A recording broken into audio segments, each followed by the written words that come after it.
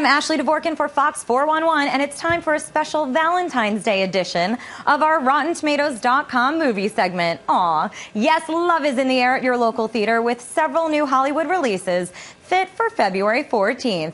And, well, one option if your Valentine prefers futuristic action thrillers. A different kind of date night. Joining me now is editor-in-chief of RottenTomatoes.com, Matt Atchity. Matt, let's start with a romantic comedy, one courtesy of box office star Kevin Hart, no less. Tell us about Last Night. Yeah, this is a remake of the movie from 1986 that originally starred Demi Moore and Rob Lowe. This one stars Kevin Hart and Regina Hall and Michael Ealy. People may know Michael Ealy. He's on that show Almost Human these days on Fox. This is a movie that the critics really like. It's about 74% on the Tomatometer. It's a sexy, R-rated romantic comedy about two couples in various stages of their relationships. And the critics really like this one. It's based on the David Mamet play from 1971 called Sexual Perversity in Chicago.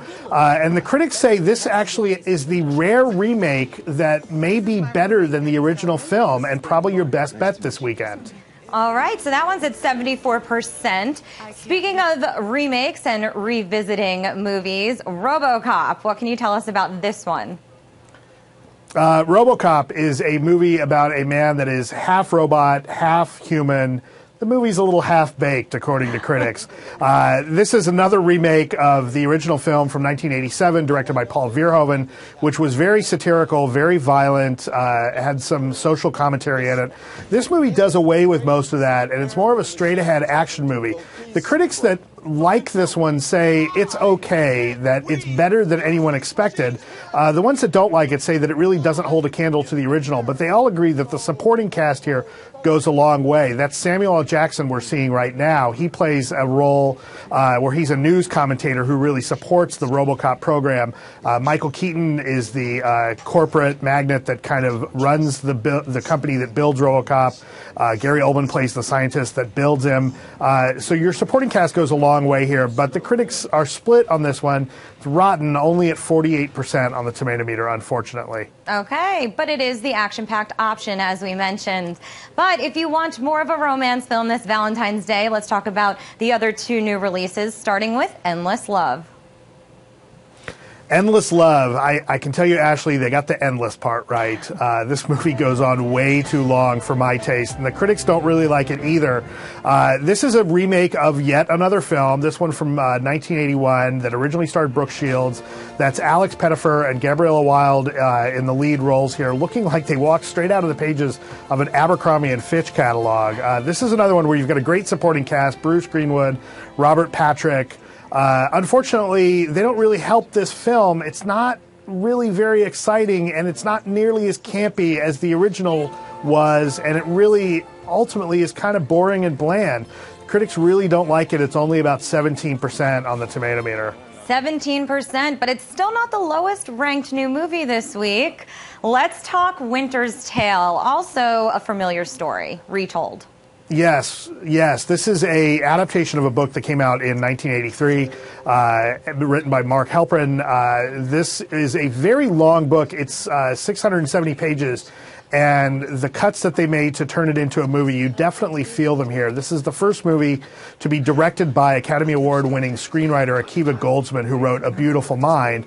And if you know that movie, you'll understand why a couple of those actors show up here. You've got Jennifer Connelly, you've got Russell Crowe. You also have Colin Farrell in the lead role. He plays a thief who falls for a high society girl who's got tuberculosis, and so their romance is kind of doomed. And then the movie jumps 100 years later to modern New York.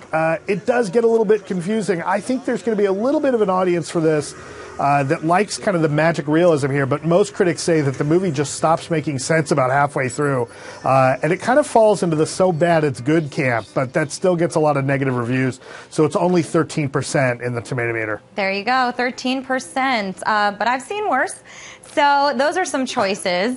And now we're going to go to our Rotten Tomatoes Roadshow, which is a look at how past films have ranked on that tomato meter. And this week, with all these throwbacks to the 80s, we're giving you a few options in case you're spending Valentine's Day in and are looking for a take-home. So let's start with The Princess Bride. Do you remember, some of the reviews from this film? It's at 97%. What do you think made this such a classic?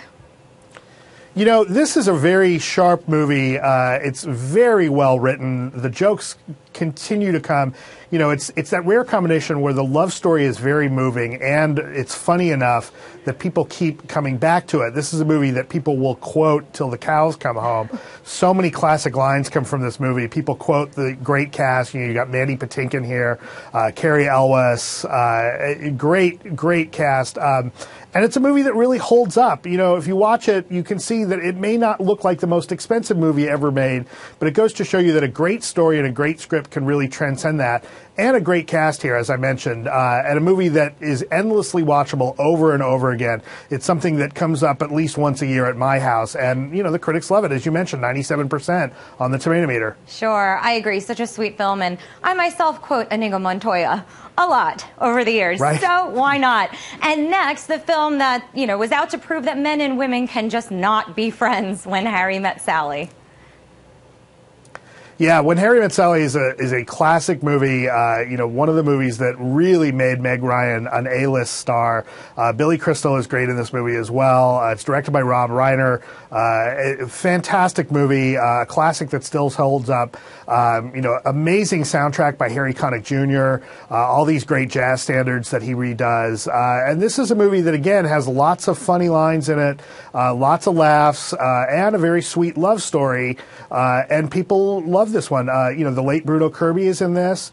I love this movie. It's another one that you can still quote to this day. People will still say lines from this one. And critics mostly like it too, 88% on the Tomatometer. Yes, and then another film that you wanted to make sure people remember Valentine's Day, Moonstruck. Yeah, I think Moonstruck is a movie that people kind of forget about somewhat. This one stars Cher and Nicolas Cage. Nicolas Cage gets a bad rap for some of the choices he makes, but this is an early role for him and a very romantic role. This is another movie that really blends romance and comedy very well.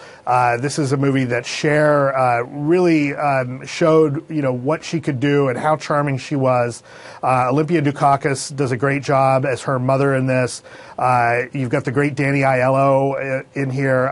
This is a movie, set in New York.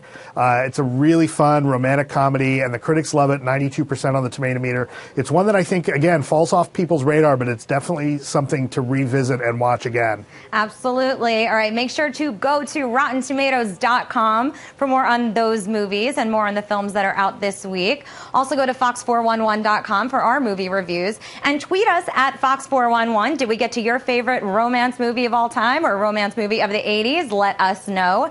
Matt Atchity, thank you so much as always. Great to see you. Happy Valentine's Day. Thanks a lot. And happy Valentine's Day to you too. Thanks for joining us. I'm Ashley Dvorkin.